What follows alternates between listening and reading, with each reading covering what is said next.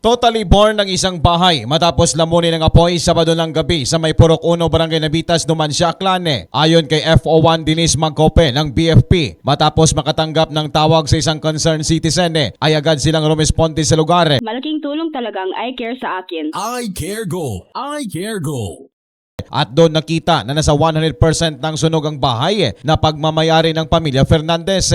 Dahil dito, kaagad na lang sagawa ang BFP ng firefighting operation para hindi na kumalat ang apoy sa kalapit na bahay. Tumagal naman ng halos 20 minutos bago napulang sunog. Sinasabing gawa sa light materials ang bahay kaya mabilis itong nilamon ng apoy. Samantala, sinisal na investigasyon, lumalabas na posibleng nakumpisa ang apoy sa likulang bahagi ng bahay dahil sa pagsisiga ng basura. Umabot naman sa mahigit 52,000 pesos ang naging pinsala ng sunog base sa BFP Operational Manual na posibleng madadagdagan kapag nakapag-submit na ng affidavit of loss ang may-ari. Nagbigay naman ng paalala ang mga otoridad na palaging siguraduhin wala ng apoy o baga lalo na sa mga dirty kitchen ng bahay para makaiwas sa sunog.